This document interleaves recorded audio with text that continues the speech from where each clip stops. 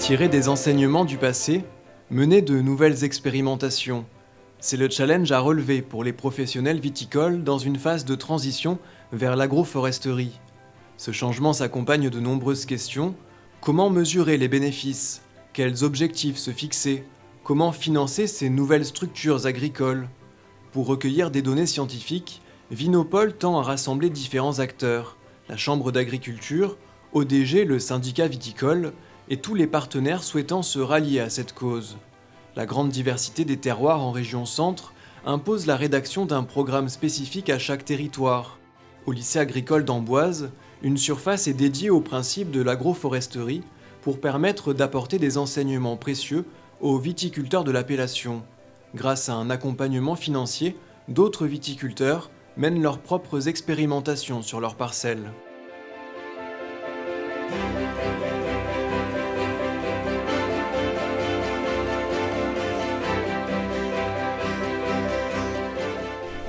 Je suis Florent Braque de la Perrière, je travaille à la Chambre d'agriculture du Cher. Je suis conseiller agroforestier. Alors ici on est au cœur du domaine Nater, donc un domaine viticole qui est à l'ouest du Sancerrois. Je suis intervenu parce que Madame Nater m'a posé la question tout simplement de qu'est-ce que c'est l'agroforesterie, qu'est-ce qu'on pourrait en faire sur le domaine. Et je suis intervenu du coup pour les aider à y voir plus clair dans cette notion-là. Découvrir en fait qu'ils avaient déjà fait des choses sur le domaine depuis déjà quelques années, qu'ils avaient continué aussi avec des notions de paysage, des notions d'organisation d'équipe, etc. Plein de notions qui vont entrer en compte dans l'agroforesterie. Et moi j'ai vu mon rôle comme les aider à y voir plus clair, à donner de la cohérence à cet ensemble de thématiques pour arriver à des aménagements coordonnés, précis et qui vont dans le sens de leur objectif.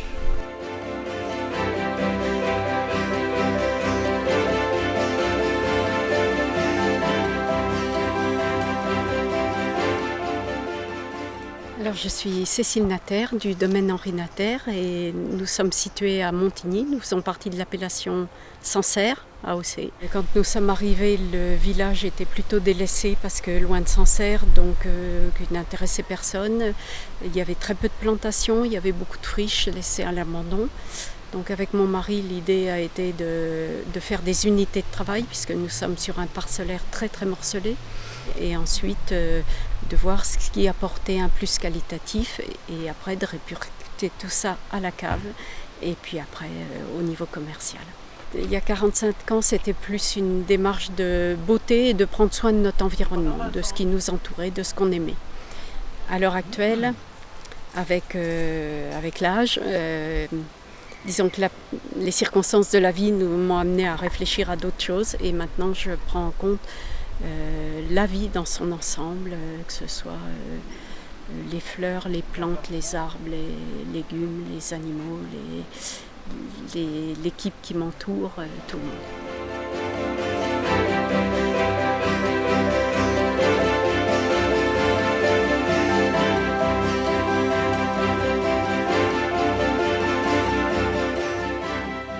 Les objectifs du domaine, c'est de représenter l'identité du Sancerrois dans cette partie du domaine qui est un petit peu excentrée, jouer sur le côté touristique, sur l'image.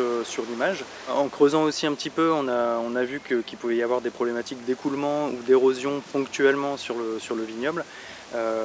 Et puis l'arbre en gros peut répondre à ces différentes problématiques. Sur cette parcelle en particulier, on est en train de voir, justement, puisque l'accompagnement n'est pas encore terminé, on est en train de voir avec Madame Nater et son fils quels sont les types d'aménagements qu'on peut envisager.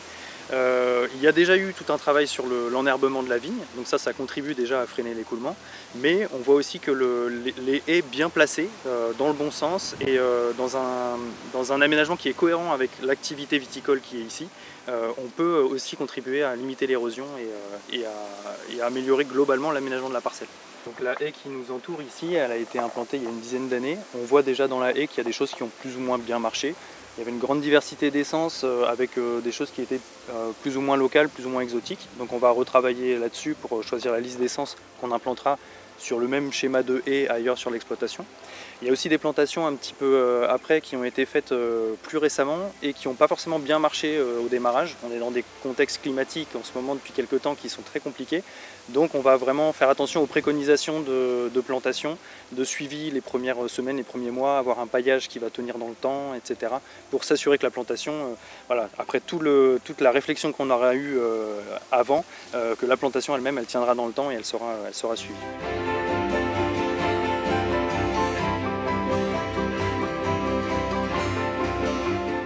Oui, effectivement, c'est une charge pour les exploitants qui mettent en place ça, mais aujourd'hui il existe diverses sources de financement, avec notamment par exemple cette mise en place de haies qui a fait l'objet d'un appel à projet issu de l'Agence de l'eau et qui finance 80% de la plantation.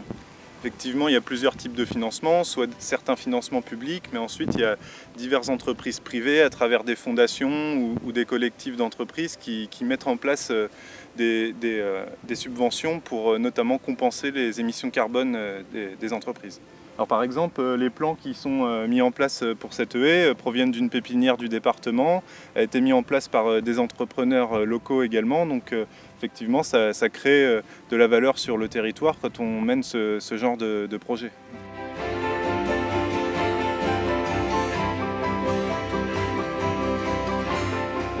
Je suis Florence Vellex, je suis vigneronne et je suis présidente du Vinopôle Centre-Val de Loire.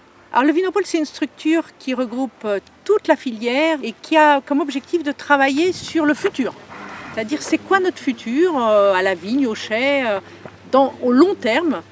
Qu'est-ce qu'on met en place comme projet pour adapter la filière dans le futur? Et là-dedans, l'agroforesterie est une piste d'évolution absolument passionnante et très diverse. Donc c'est vraiment dans le cœur des sujets du Vinopôle. C'est aussi tout ce qu'on va faire ensemble qui va nous permettre d'avoir plus d'éléments sur ce que peut nous apporter l'agroforesterie dans toutes ses diversités. Parce que je pense qu'on verra que l'agroforesterie, ça regroupe beaucoup de choses, dans ma tête au moins, assez différentes. L'idée, et alors là on retombe dans l'idée du Vinopôle, c'est vraiment d'être un lieu de partage d'expérience.